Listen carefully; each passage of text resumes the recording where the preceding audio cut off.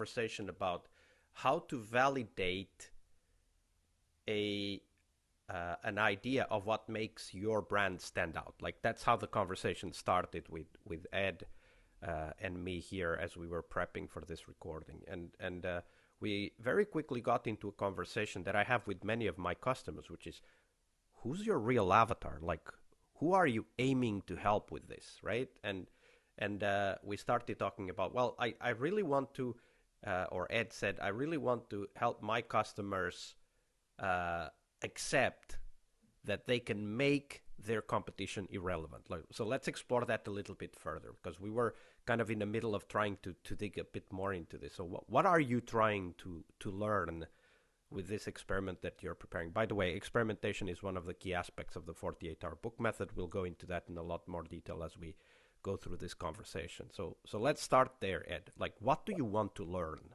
Okay. So just to give some context, so every business need to have certain layers of offerings that is at different price points. And one of those layers is going to be free, like something that give a teaser of what you help people with. So I was trying to come up with a brand message that I can use. Of course, 48-hour book method is one, but 48-hour book method needs explanation. So I wanted to come up with something that is people would immediately get.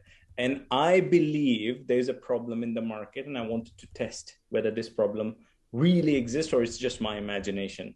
So the problem is people who want to create books and courses, ebooks and e-courses, they don't know which topic to pick. So in order to pick the right topic, you also need to consider, I mean, you can pick randomly any topic in this world, but it doesn't contribute to your long-term business growth or business build up. Okay, so now you're trying to make a connection between the topic you write about and the brand you want to develop for yourself in the future, right? Like that's what you're trying to connect. Yes, that's what it is. And because we're not talking hypotheticals, you're actually doing an experiment for your own brand. So let's go to the details. So what is it that you, Ed, want to be known for? Right. So what I want to be known for is for people who create books and courses to basically be successful in creating those books and courses. And the first definition, in my opinion, of success is that their books and courses sell in the market. Now, in order for those books and courses to sell, regardless of the process you use, they need to get acceptance in the market, or let's say product market fit. In my terms, I call it promise to market fit. And that brings me to the idea that like we make promises. So that core idea that we carry a message regardless of whether we are conscious about it or not. Other people get a message from us whether we verbalize it or not. So you mean to be deliberate about what that message is, right? Yeah. So every single product makes a promise of something to their customers. How do you come up with those promises? That's the key to creating, good products. That's what I learned 5 years working with you. Yeah, and actually, by the way, that's why the book is called the 48-hour book method. That's the main promise. You will get a book after 48 hours of working with us. That's the promise we're making. Now, of course, we do have to be careful here because the people reading our book already know that they want to write the book, right? And not all your customers, Ed, know that they want to write a book or an e-course, right? So that's a different context. So the question you ask, what do I want to be known for, is actually critical. And it's critical for all businesses, right? Like whether you're a bakery, a car manufacturer, an electronics design developer, whatever. Like it doesn't matter. You need to have something that people know you for, right? That's very clear. Okay, so now we want to dive in a little bit more into what is the experiment you had in mind, because I think that the tactics, i.e. the experiment you run from the strategy, develop my brand, is they can't be really distinguished very easily, right? Like you can't pick them apart necessarily. So let's dive into that. What was the experiment that you wanted to run? So the primary reason of this experiment is to see whether this problem really exists. Second is to get this problem in the words of my customer. So if the problem exists, how does my potential customers define this problem in their own life? Okay, and here comes the, I think, the beauty and the magic of the single most important question survey, right? Because when we're doing an experiment, in this case, you want to check if a problem you expect to be there is actually there. So now there's a problem in defining even that question, like, and this is why I like the single most important question so much, because you now, through the single most important question survey format, need to define the context on which that problem attaches, right? Like we were talking about this in prep, that there's two types of people who write ebooks and e-courses. One type of person or avatar is that who wants to make money out of ebooks and e-courses, right? And if we go back to your definition of success, that the book that the book or e-course sells, then that's one type of avatar, right? Like the actual book and the actual e-course sells. And then the second type of avatar is that which wants to grow a business that is not based on books and courses, right? They want to use the books and courses to sell their other services. That's wait, before you go any further. This difference that's what in I've been context thinking so far. Yeah, but this difference in context is very important, right? Because the bakery who wants to grow their business by helping people bake their bread during the COVID-19 pandemic at home is a completely different business than the content creator who wants to help people experiment and expand their recipe business with a book. Not even the business, like at home, like grow your recipe inventory at home for to impress your family and friends. Right. Like those are totally different customers, totally different needs. So this is why the SMIQ survey format is so important, because we define the context, right? This is for a new kind of customer, because this is based on me working as a consultant, helping people build online course academies.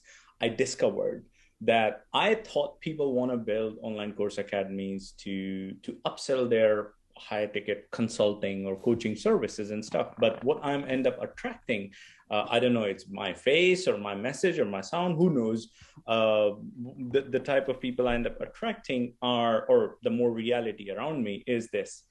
People want to transition their business from purely services, like where they're selling their time, into an IP that they can create once and then they sell as part of their business or add significant revenue to their revenue. This is what I found, that a common pattern among the people who have paid me money and a lot of money to build online academies for them. So this is now an experiment. What if my whole messaging is crafted to them? Exactly. And now we talk about context, and this is very important, right? Like so the SMIQ and the experiment should be around that context, because what you want to know is that are there people to which this context fits? Like it's not even how to solve that problem. It's like, does it even exist? Like does this context, are there enough businesses out there trying to go from a service or physical product-based business into an IP content or knowledge-based business, right? Like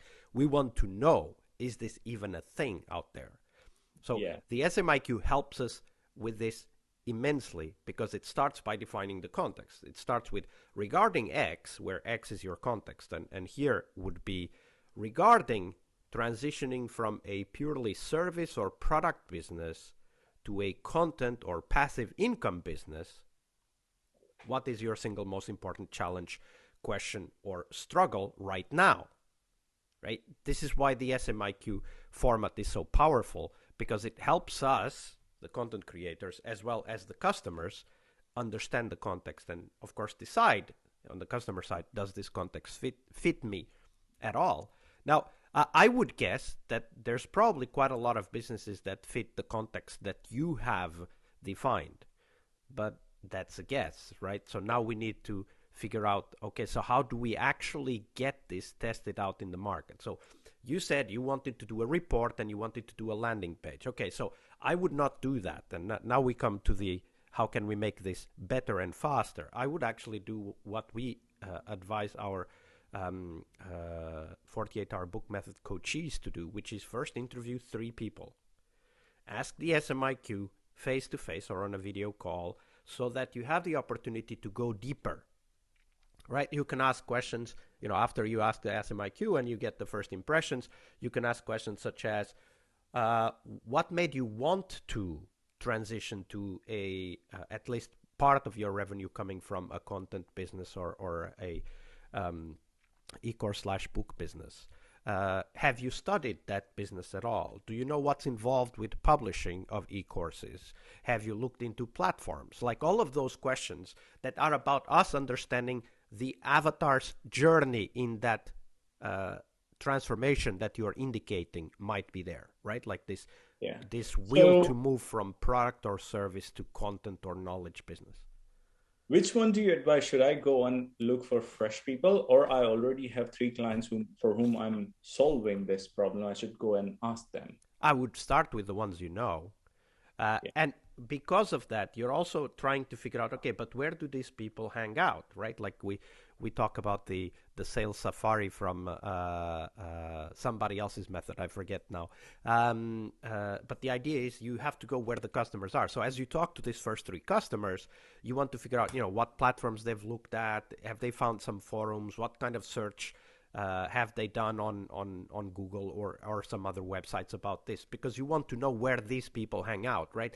And then you want to go there and you want to recruit them. And of course, a very simple tip is you can ask these people, do you know any other business owner that is currently starting the same transition? Could you please introduce me to them? That's, by the way, both a sales technique as well as a customer development technique, right? So you get to know more people, you get to ask the same questions, you get to build a more complete picture. Now, my understanding is that if I ask these people what's a problem for which they, let's say, hire me, or they decide to come to this point where they take help, or they wanted to decide, it takes me away from the initial idea of I was picking a topic idea, which was like, hey, how to craft your message for which you would be known for, to something totally open that may not include this one clause at all. Yeah, but those are totally different parts of the process. How to craft your message is a solution or a tool, and that needs to attach to a pain point, as we discuss in the 48-hour book method, right? So we need to figure out what the pain points, the struggles, the challenges, and the objections are, and how to craft your message is a potential solution to those, right? That it's not what they are going through. As we very often say, it's the customer's job to know what problem they struggle with. It's our job to know what solutions to apply. And right now, because you're doing an experiment regarding does this context even exist, you need to step back and think more about problems and challenges and struggles from the customer's perspective than does a solution work, because one solution can attach to many problems. The fact that the solution has traction doesn't mean you know what problem it solves for the customer. It only helps you know that it actually has traction. Yeah. Right? So in that case, what the SMIQ would look like to get to that point, those answers? So right now, we need to find out, are there businesses out there that are exactly doing this transition that you highlighted, right? Going from a service or product business to a passive income, recurring revenue, content or knowledge business. Yeah. Right? So we need to know, are there businesses that are, and of course, are there enough businesses that are going through this transition?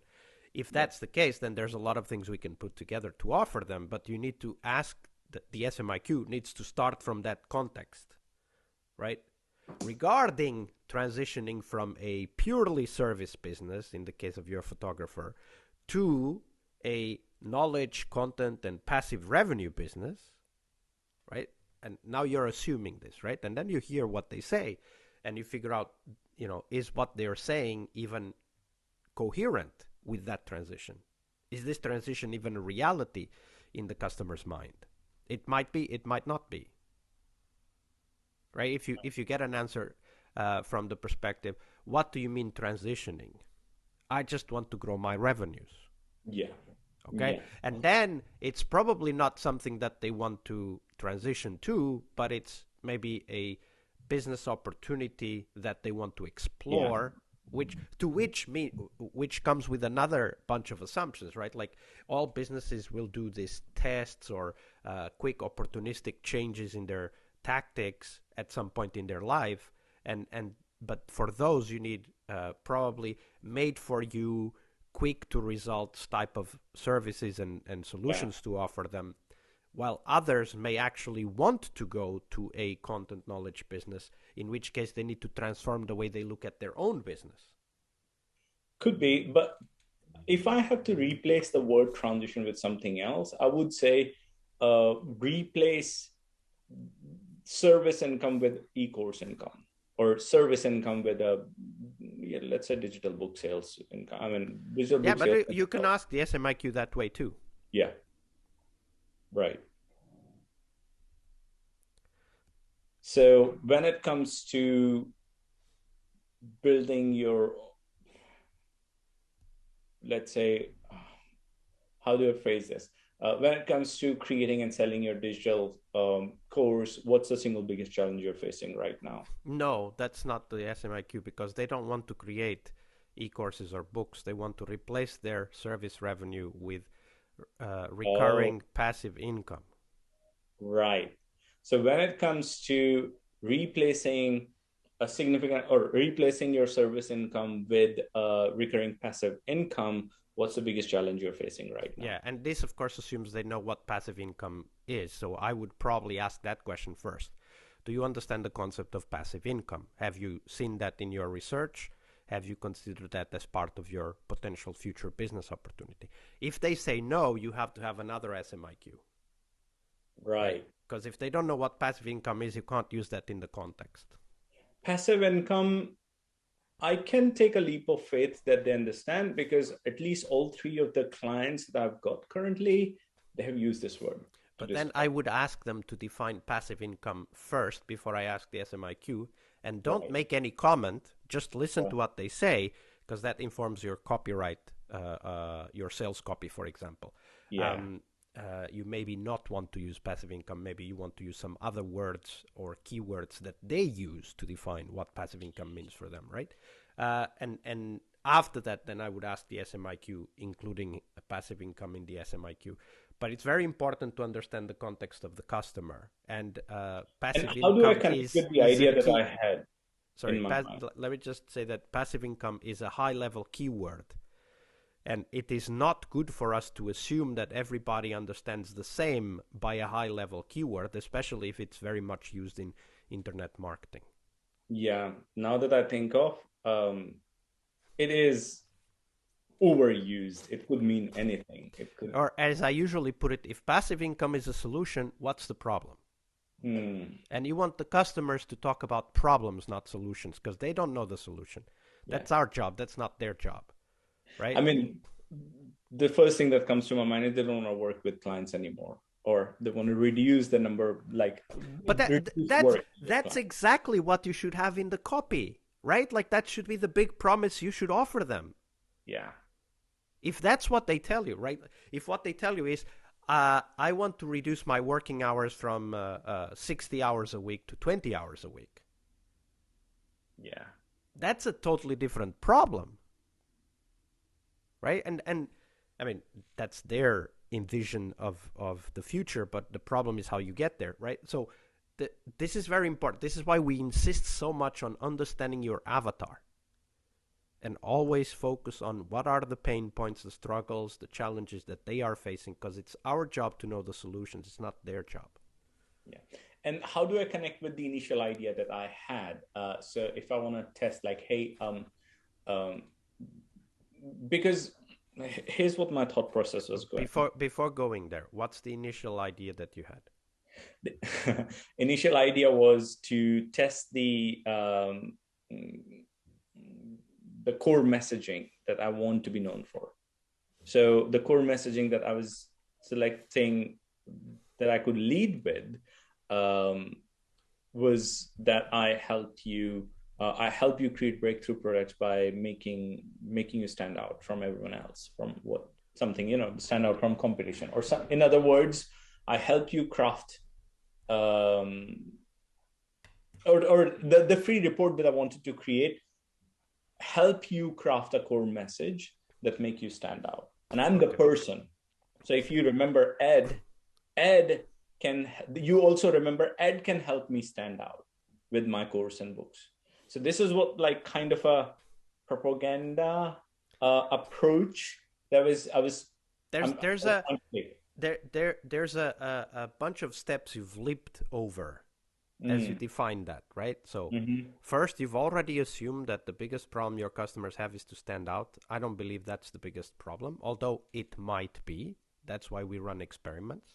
That's so true.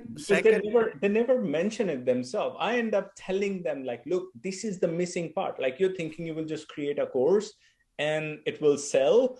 It never happens. But standing out, and going back to the 48-hour book method, stand out is a solution. It's not a problem. Right. So the promise has to be directed at what is the problem they're trying to solve. If what they're trying to solve is to go from 60-hour weeks or even 80-hour weeks in some cases for small entrepreneurs to 20-hour weeks and have some time to be with the family, that's a different set of problems than standing out. In fact, the fastest way to enough revenues for you to decrease your work schedule is to have many books rather than one book that stands out. A lot of very famous authors don't make much money from the books that they sell until they sell 2, 3, 4, 5 books. Or, which is what we tell our coachees, they start selling workshops and speaking engagements where they make a lot more money than by selling books, right? So exactly. We need to figure out, like, your problem. If you're my avatar, Ed, your problem is, how can I stand out for my customers? That's your problem. It's not your customer's problem. Right. Your customer's problem is what we need to find out, right? So that the SMIQ is specifically designed to allow the customer to tell us what they struggle with, and therefore we can then come up with a solution that becomes our promise to them.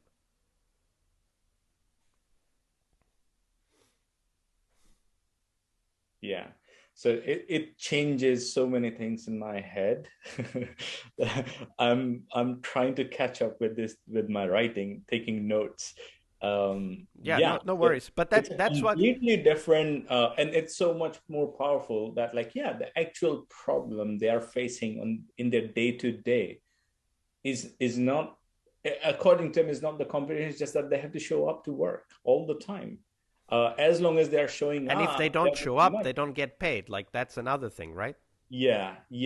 So this is where I'm helping people to you don't know, because again, coming back to the SMIQ, that's why the SMIQ is so powerful.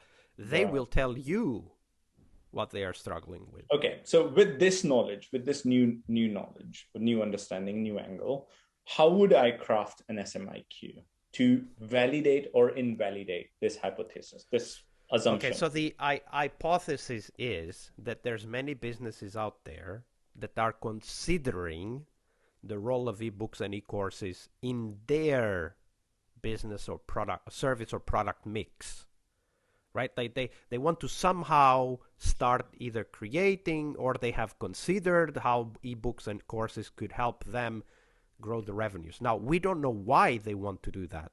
That's one thing that we need to figure out, right?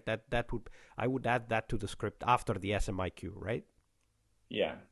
So the SMIQ needs to first establish the context. So regarding X, whatever X is, what is your single biggest problem, challenge, or struggle right now? So the X here is a very big assumption, right? And of course, we could start with the regarding creating an ebook or an e-course, but that's too solution-oriented. If I narrow it down with people who want to add ebooks and courses to their business so that they have to work less. So Yeah, how do I but phrase you're that? already making a big assumption. That's the assumption I want to test. Yeah, but then you should test it by not mentioning it. You would test it differently. Right. How does that go? Well, I mean, you have to figure out what are the reasons behind their wish to create an e-course or an ebook, right? So you can create an SMIQ related to transitioning from service to content. We already talked about that. Yeah, I You, think that's where the three people interview comes into play. yeah, That I interview three people and then sort this, like get clarity on this reason behind. yeah, Right. and then another potential would be to so one aspect is to transition, right? So to change the revenue mix in some way. Another aspect could be that what they are trying to do is to get more leads. So we would ask the lead question, or in other words, regarding finding more potential customers and leads for your business. What's your single biggest struggle right now? And our assumption is that they will say, once we dig the SMI after the SMIQ, they will say things related to not having an e-course, not having an opt-in, not having a mailing list. Like if they say those things, then we already know that okay, e-course and e-book is a solution that would be applicable to them. But we can't. You never test. The experiments are never explicit about the expected outcome. They are talking about the context, and it's the customer who brings their perspective on the context. Right, so the context might be business growth. It might be in the case of the photographer recruiting employees. Well, I guess the first, even in that case, the first priority is again to get a recurring income that's not dependent on his, selling his time, selling his services. So he But then, wanna but then, have but then we would ask questions related to maintaining or growing your level of income. We would not go through the solution. Like SMIQ is or not about working the less solution. hours. That's what their biggest motivation look like to me. Yeah, but that's what it looks like to you. Yeah. So how can you test that without actually explicitly mentioning it? Asking them like what was the reason behind them considering creating digital course Okay, or so we never ask future-minded questions. We ask memory-minded questions, meaning that we lean on people's memory. So we mm, could ask things like, when did you consider creating an e-course for your business? When did that happen? At that time, what was the biggest struggle for you or your business? mm-hmm, You can also ask, at that time, what were you trying to do to your business? Right, like what were the improvements, the things you were trying to do in order to make your business better for you? Like always lean on memory. When we ask follow-up questions after the SMIQ, we need to ask, when you were in the same context some years ago and did the same thing, or some months ago, some days ago, whatever, what did you do then? Right, so the last time you tried to replace some of your revenue in the business from service to something else, what did you try? So never ask future-minded questions, because people don't know the future. Like nobody knows the future, but they remember what they did in the past, and the past is a much more it's much more indicative of future decisions and actions. Okay, right. so we need to wrap up. We've explored quite a lot here. Again, the SMIQ, which is one of the most powerful tools in the 48-hour book method, of course, and how it links to the whole method. So we've talked in other videos about the story map and the empathy map. So SMIQ links directly to those two tools as well. So maybe next week we can figure out if you've had a few interviews done and what Yeah. you've learned from that. Yeah. Cool. Absolutely. All right. See everybody.